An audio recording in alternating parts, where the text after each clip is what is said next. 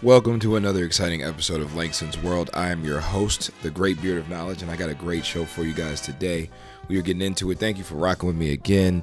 It's going to be deep today because we were talking about everything from the chosen ones. In this case, we're talking about the people that you choose to be in your universe and how you choose them to be there and who should and shouldn't be in those places, as well as we're getting into these award ceremonies that we put so much stake and value into, and we're always underrepresented as Black people and minorities. And we've got some exciting segments about before you quit your job, as well as the freedom trail to financial freedom. So let's get into it. I want to jump into it by saying that I just fired the majority of my family this week.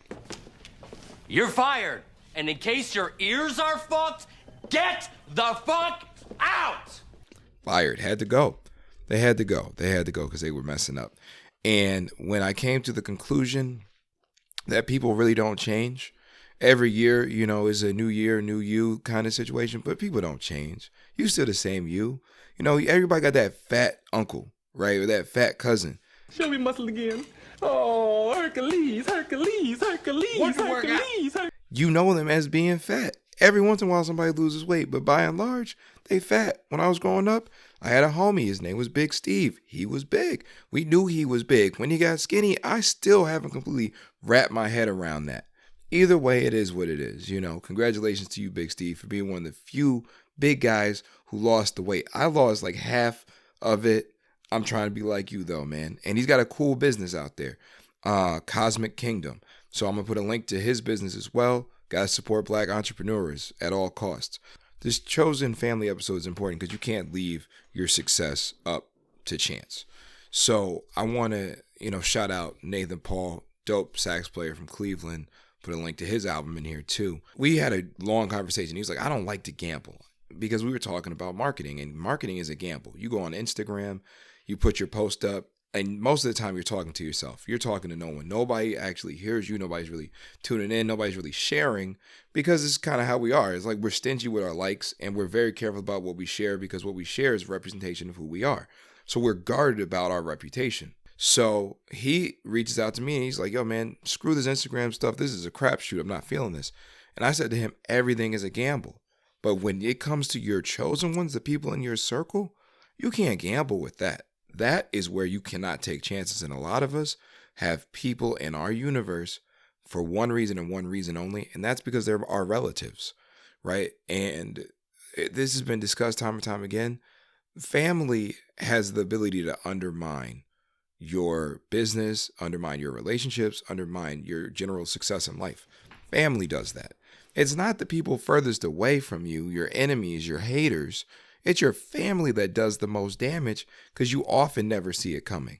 So Chosen Family is an episode which calls into question what we really identify as family, and creating some barriers between family and relatives and friends, and some friends that should be probably considered family. Now, a lot of us have family that are only family because they passed one test, a blood test. Darren, you are the father.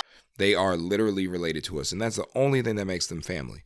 Your family have to undergo the same rigid scrutiny and examination that any friend would undergo. A lot of family, we know you can't trust them with money. You can't trust them with your significant other. You leave the room and you leave your girl in there, you know your cousin gonna be in her face.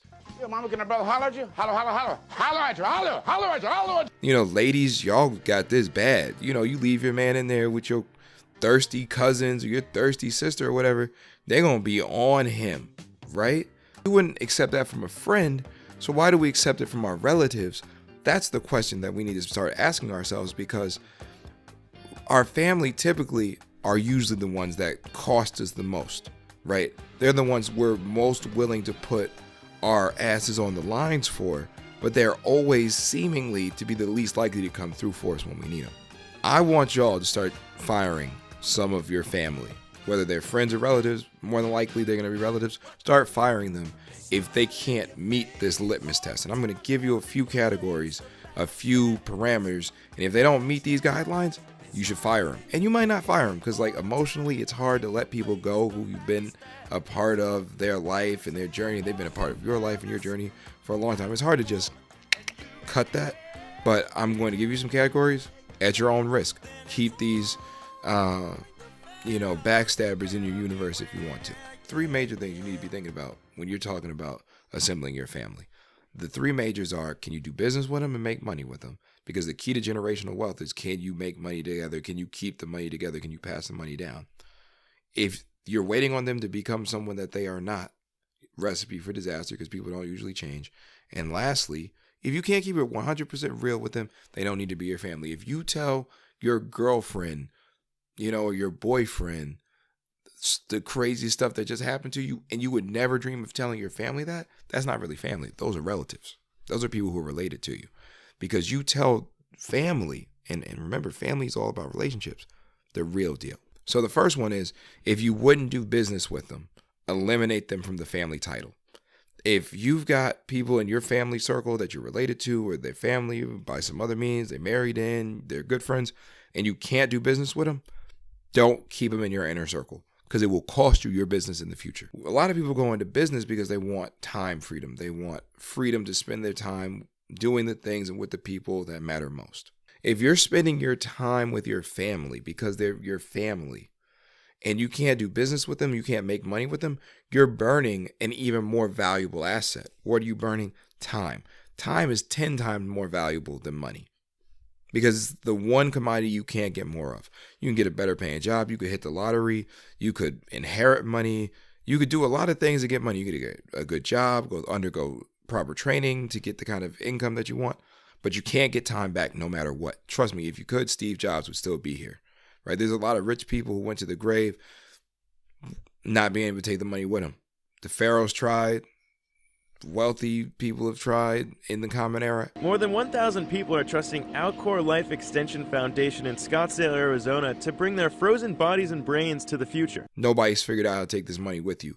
So stop spending your most valuable resource with fake or weak family members that are just draining you, right? If you can't do business with them, if you can't make money with them, definitely don't trust them with your time, because they will burn it up. And before we move on to the next one, lending money. You borrow some money from a black person, they're going to threaten you before they give it to you. You are more likely, I know this is going to sound bad, but you're probably more likely to get money back from a stranger that you lend money to than a family member, because a family member is going to take you for granted. And I started not to give it to you. And if you've got family, relatives that don't understand how important it is for cooperative economics that you get that money back, that we pool our resources, that we work together economically, collectively, then you don't need them in your family circle. You need to recategorize some stuff. And y'all probably have some friends that should be family. Got to cut the family that don't pay you back and replace them with people that you can make money with, people that you can hustle with. You want to be able to make money with your family, right? Because there's no better feeling than making money with other people. I worked in the insurance business, working as a financial planner, working as a life insurance agent, registered representative, etc.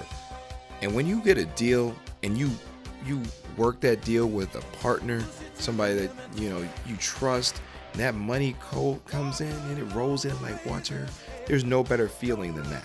Okay, so if you can't experience that with your family, you're missing out.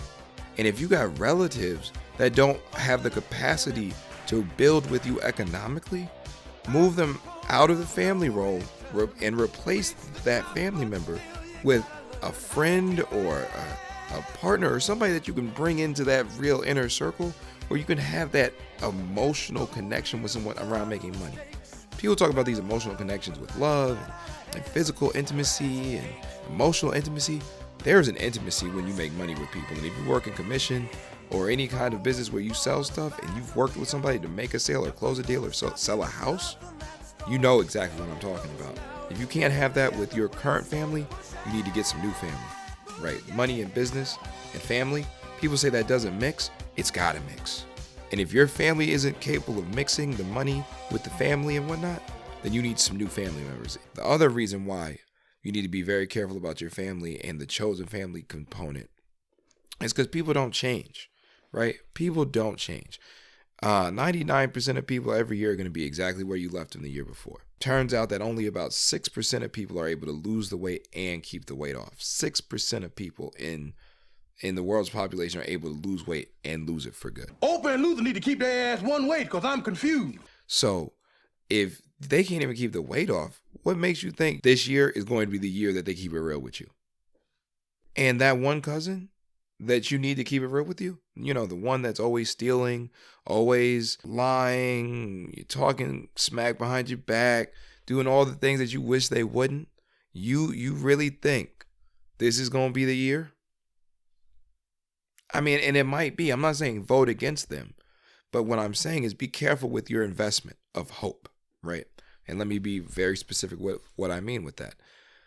Don't feel like you have to pay for everything up front, right? You can invest in somebody's success and their maturity without paying up front, right? Just assume that no one's going to change, especially if recidivism on weight loss is 6%. That cousin that spent their whole life being a screw up, figuring it out this time, low. So wait and let them prove to you that they've changed, right?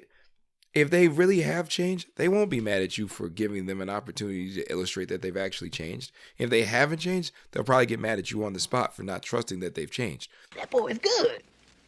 You know, and I say all this to say we give a lot of chances to people who've got no reason to get a second chance. This is it. This is the last $30. And at the end of the day, it boils down to relationships. Families are made up of relationships. That is the bond that binds us. It's not blood. It's the nature of the relationship.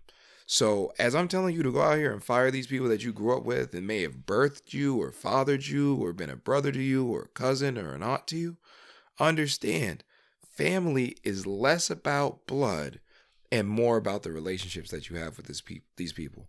Because there are people who've been adopted who have closer bonds with their adopted family than they do with their blood families. Like, just use that as like a microcosm, an example of what I'm trying to get at. I've got friends that I'm closer to than family. And that's just really how it goes. Because I got family I haven't even met yet. So how ridiculous is this notion that a relative should just trump everything? Let me hear you say, that ain't right. Most families are all about secrets. All about secrets. And it's because families don't feel like the young people are ready to deal with the reality. You know, so we lie. Like the Santicalization of individuals in our family is a real thing. Like, oh, that one uncle that missed every birthday party because he was on a drunk bender. That kid is never going to know that. He's never going to know that about his uncle. And not only can he not properly position his uncle in his life, so when he has kids, he leaves his kids with his uncle, and his uncle operates in a very irresponsible way, and now y'all are suffering consequences. That's the consequence of the secrets that were told to you early on in your life. We got to keep it real with our young people sooner, right? Because stranger danger is real, but that danger with that person that you know well could be just as bad as the stranger danger. You know, when we talk about kids getting molested, it's usually not some weird guy in a van hanging out at Chuck E. Cheese's. It's usually that uncle or that aunt or that cousin, sometimes brothers and sisters that we just take for granted. They didn't undergo the proper screening protocols for you to leave your kids with them. I'm trying to have a relationship with my kids, and I can't do it. Understanding your relatives is a big deal before you can start calling them family. You know, so these secrets make it so hard for families in their current incarnations, the way their current rosters are assembled, to operate properly because they're built on lies to make the family appear more together than it really is. It's dangerous. It's dangerous for all involved. I can probably, keeping with the secrets thing, talk to strangers and friends more openly than I can talk to my own family. And this is just me talking. It might be different for you, but I've seen to notice this as a trend because friends are less judgmental than family members. Family members are so quick to judge because they feel like it's their right. They have the freedom to judge. They have the authority and the privilege to judge because they're related to you. And that is not the case. The freedom to judge is earned. And it's the nature of a relationship where, you know, I value your opinion enough that I'm willing to accept that and apply it. But a lot of times we get these these insights from our family that we don't really want, never asked for, and don't need. I don't remember asking you a goddamn thing. Which is why we go to friends, because friends will listen to us and pass no judgment. So this is how secrets start with relatives, because relatives, we know. Mom, you didn't tell Daddy what happened yesterday, did you? You know I wouldn't tell on my baby. Cool. Hey! Huh? Come in here. Now, your mama told me what happened to you yesterday. What? So I'm just not going to tell them. And then there are these gray areas and blind spots with families that usually lead to blow-ups and breakdowns and people losing it and storming out and really breaking up families. I don't like that shit. For sure, bro. People usually come out like when they're gay or they've lost their job or they're going through a serious life change or, you know, they're doing something that's going to forever impact their life. They tell their parents last. Why do you think that is? How effective do you think a family's going to be that gets the most important information last? We got to get back to choosing our family more wisely. And it might not be relatives, y'all. It might be the people that you can keep it really, really real with. Oh my God! Wow! And your host of In the News, Great Beard of Knowledge. It's award season, right? It's award season, Academy Awards, Grammys, Emmys, all this good stuff, right? And it makes me sick. It makes me absolutely sick. I mean, how many times have you been sitting at home watching, you know, some Academy Awards, the Emmys, the Grammys, and been thinking to yourself, what? What is this? What station is this? How many times? Because we allow other people to tell us what is important or what we like or what should be influential. How many Black Academy Award winners have there been? 14. For my money. Before there was any such place as America, we were black. Right. And after America has long passed from the scene, there will still be black people. Denzel could have got it every year. Do not fall into the Joaquin Phoenix trap. Thank you, Joaquin Phoenix, for keeping it real, but it's a trap, bro. Kudos to you, but I really think it was a trap. It was a trap because it bought these wealthy decision makers in Hollywood more time to keep the system going because they're like, oh yeah, let's fight this. Let's fight it. Let's move the needle along instead of just pulling away from it or boycotting it or condemning it completely. Let's bring these brown people, these brown consumers back to the table. Yeah, Joaquin Phoenix is he makes a great point. We all want to be better. We all want to do a better job being inclusive and inviting you guys back to the table. We have to stop feeding the monster. We got to stop feeding the beast. The day we look up and we say, look, we're not going to give you the authority to tell us what is valuable anymore, is the day all these critical organizations and these nominating committees lose all their value because the power really resides with the people. You know, I look at Black culture and I think about what represents Black culture. Hip hop definitely comes to mind. It's one of the first things that comes to mind. And the Grammys didn't even recognize hip hop as a musical genre until 89. If I'm not mistaken, they've been giving awards since like 96 for hip hop. And since then, a white guy has won the award 6 times, more than anyone else in that category of hip hop artist. That blows my mind. It blows my mind. Not because a white guy has won the award for hip hop more than a black person, but it wasn't even recognized as an art form until 1989, when hip hop was actually born in 1973 at a Cool Herc party in New York. So why do we care what they think about our art forms, our music, if it wasn't even recognized until almost 2 decades after its inception? And then we get mad when we get snubbed. Stop playing their game. Just stop caring what they vote for. You know what they're on. That's why it's important to start our own. That's why it's so important to start our own. That's why there's a segment on this show for the Financial Freedom Trail. Because we got to stop giving our power to people who don't care about us. Power to the people. I know I have been a bit of a negative Nancy, but I have a solution. And the solution to this, don't let any other people tell you what's important. Don't let anyone else tell you that Langston's World isn't the best podcast going, because y'all know better than that. My listeners are smarter than that. Y'all know Langston's World is the best thing going. So don't let no award ceremony tell you who you need to be listening to. Don't let them do it to you. These award shows were never intended to recognize the best and brightest. It was just a way for them to pat on the back the people that they've chosen to be successful. Those days can come to an end as soon as we stop allowing other people to dictate what has value. Power to the people.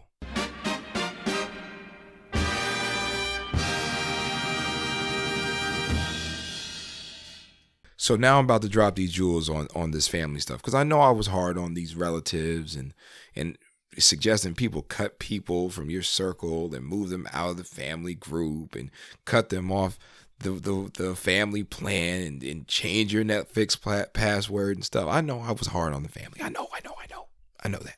Okay, but we got to take baby steps towards getting these leeches out of our universe that are preventing us from being as successful as we could be. And the first thing y'all need to do in order to do that, stop tricking on your family. Okay? Stop tricking. You can't keep investing money with relatives if they're not really family. If they ain't helping you get money, right? Because if you got $100 and you give it to somebody who ain't gonna give you no return on that money, it's actually just a black hole. That's $100 that you could be using to grow your business, to pay for something in your household that's going to position you to be more successful in the future, so that you can actually then come back and have a lasting impact on your family. Message. But if they're preventing you from launching, if they are the cause for the failure to launch and be successful, you got to cut them quick, right? So stop tricking off on your family. And it's not always just money you're tricking off, it's time. You're tricking off years of your life listening to people tell you stories over and over again about things that happened in their past that they're not ready to move beyond. Stop giving them that shoulder to cry on every year. Every time something happens, they had a few too many drinks and they come to you. You're like, oh, with this nigga wall right here. Look, man, tell you something, man. You know they took $3,500 from me over the other day over at Tony Earl and them house, right? Like, here this nigga go with one of them stories. Stop being that shoulder crying, because you're enabling them and you're taking years off your life doing that same dance over and over and over again. The second jewel is start creating generational wealth with your family, right? Now, you're never going to have generational wealth if you're not surrounded by family that you can make money with and talk about money with. If you can't tell the people who are in your so-called family how much money you have in the bank, how much money you earn, how much money you spend, how much money you invest, what your net worth is, what your plan is, then they don't need to be in your family. Ladies, may we get a word? Hide the money, y'all. There's poor people around. With your broke ass. Right? You wouldn't tell a stranger how much money you have in your bank. You also wouldn't tell your family how much money you have in the bank. You have the wrong family. You have the family that you have the money relationship with of a stranger. And we wonder why we don't have generational wealth, because we don't have the kind of relationships with our family where we can talk about, so I got a will, I have a trust, I have this much in my 401k. If this happens, I want this to happen. I want this to happen. If you can't have that conversation with your kids and you can't have it with your parents and your brothers and your sisters, generational wealth is impossible. Because people with money and who have had money for generations talk about money. They get together and they go, hey, look, I have this much money. This is over here, this over there. Bam. This is how it should work. So if you got a bunch of relatives or a phony family that you can't talk to about money, you can forget about generational wealth, because it starts with the talking and the planning. Message. By the way, shout out to Small Doses, because they did a piece on relatives and family that was really inspirational. Check out Amanda Seals. I don't agree with her on everything, but she hit this one out of the park. Third jewel I'm going to drop, honesty, right? Start being honest with your family today. Go to them and start telling the deepest, darkest. And if you get to that point where you're sitting in your mother's living room or you're in the kitchen with your dad and you're about to tell them some heavy stuff and you can't bring yourself to do it, understand that you need a replacement. You need a replacement for who you invest that time and energy with, because if you can't keep it real with them, they can't be of any help to you. They can only help you if they know what's going on with you. So either Figure out how to work with them and be honest with them, or find a replacement that you can be honest with, because the only way you're going to get the kind of help you need to be successful, because nobody's successful by themselves, the only way you can surround yourself with a community, family that you need to be successful is through honesty and really being able to go, hey, look, I'm down to my last $15 and it costs $20 to get on, to buy a bus pass for the week. I need $6. Can you help me? If you can't say that to your family and you'd rather struggle, then you need different family and you need to choose your family. Message. We gamble on our family all the time, and there's no reason for us to gamble. Like I was saying in the first segment, don't invest up front. You don't have to invest up front. You can just wait and see who is really going to be there for you. Stop gambling on people coming through for you that have never been there for you in the past. Stop gambling, because it's a gamble, and it's not even good odds sometimes. 9 times out of 10, if you call, your sister to watch your kids, at the last minute, something's going to come up. Stop gambling on them. You're better off just not going out that night than suffering the frustration and disappointment of employing someone to do something is incapable of doing the job. Then when you stop gambling on people and they end up actually coming through for you, guess what?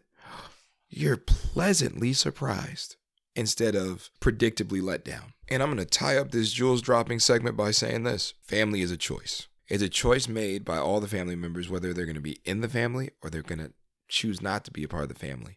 And it's a choice that's made. Family is not about birthright, right? That'll get you in the game. That'll get you some credit. But if your whole family is steeped in nepotism in terms of who you spend your time with and how you choose your family, you're going to be let down every time. I'm an only child with 3 cousins. That's it. So I had to learn how to make friends. And I learned early on that family isn't always related to you. Shout out to Kaz and Irene, Queen Sugar, up there in New Hampshire, because they get this chosen family component. And there is nothing like family that you can really trust, that are going to be there for you, that you can count on, that you can be transparent with. I want everyone to experience that, right? So start cutting the people from your life that may be related to you, that are incapable of sustaining the relationships you need to be successful mentally, emotionally, economically, spiritually.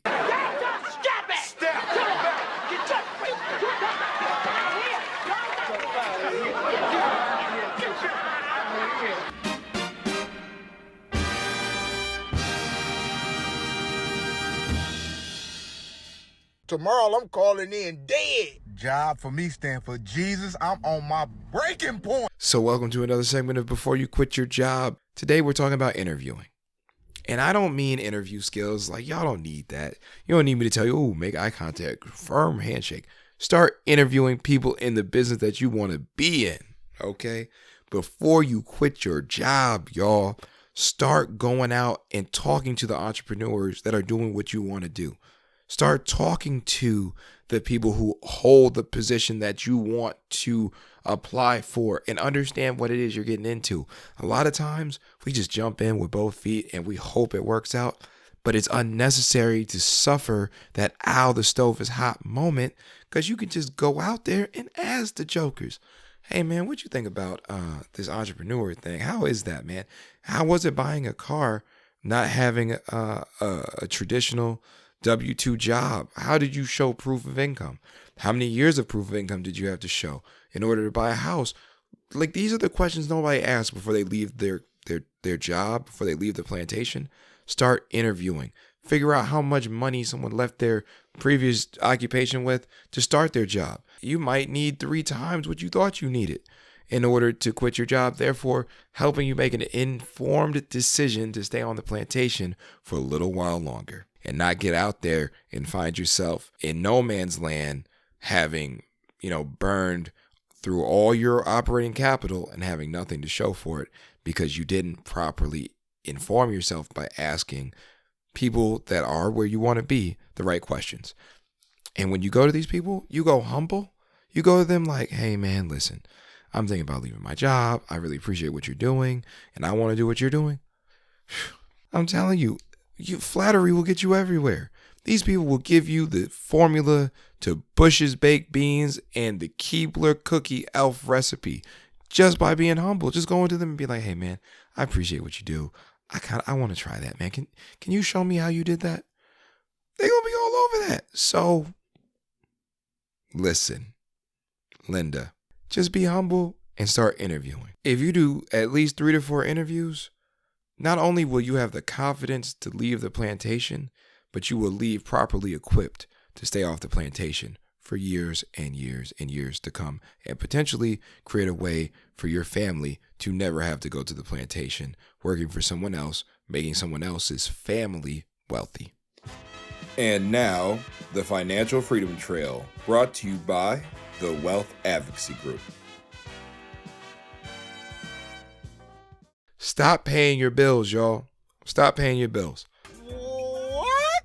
Stop paying your bills right now. And I know you're probably thinking like, yo, the great beard of knowledge, he's lost it this time.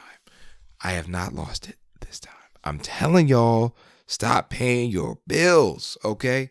If you stop paying your bills tomorrow, JP Morgan and Chase ain't going out of business. Bank of America is going to be just fine. All your creditors are going to be okay if you stop paying your bills today. Because you know who needs to get paid before you pay your bills? You need to get paid.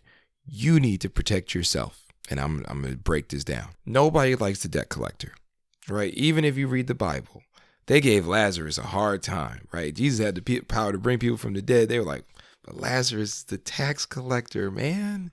He be trying to get that. You sure you want to bring back Lazarus? How cold is that? They was going to leave Lazarus in the cave knowing they could bring him back. Why? Because nobody likes the bill collector. They don't like you. I don't like you. I don't care. I'm here for the girl. The girl don't like you. Nobody likes you. You came all the way over here for nothing. And why don't we like the bill collector? Because the bill collector makes us feel bad. We feel less than. We feel, oh man, I owe this person money and I don't like owing people money. I don't like that. You know what that is? That's not the bill collector making you feel like that. That's your own personal pride. You take pride in not having to owe anybody because we live in an egocentric society where individual success is everything. And if you owe somebody something, it means that you didn't get there by yourself. You had to borrow from someone in the form of a loan or a credit card or whatever to get to where you got to. Message. You had to pay things on consignment. You can't pay up front. You can't buy AT&T and just have unlimited data for real. You have to pay a monthly service to use their networks. Nobody likes to feel like that, and paying bills brings you face to face with that reality. So what you gonna do about it? I'm gonna pay these bills. Hey, I don't know nobody. I got this. And then what happens? You have no savings. And bills and bill collectors are like Janet Jackson. You could pay your monthly, it might be $100 for some bill. You pay your car note, you pay double this month. Or you pay your mortgage, you pay double this month. If the next month rolls around and you don't pay, they're going to be calling you up talking about, Where's my money? Where's my money? So if you miss a payment, they on you. So you know what's better than paying double when you can or paying more than you can actually afford? Keep that money in your back pocket so every month you can be on time with that. So stop overpaying your bills. Stop overpaying. And then what position are you in if you can't get to work? You paid all your bills and you can't put gas in your car. You can't put food on the table. What's the point? The next month, your life is going to be so unstable because you didn't put the money in a savings account or under the mattress or in a shoebox to stabilize your life when disaster strikes, that when disaster does strike, you can't even work. And then when you can't work, can you pay your bills? No, you cannot. Second thing about the Financial Freedom Trail today, set a budget for paying your bills.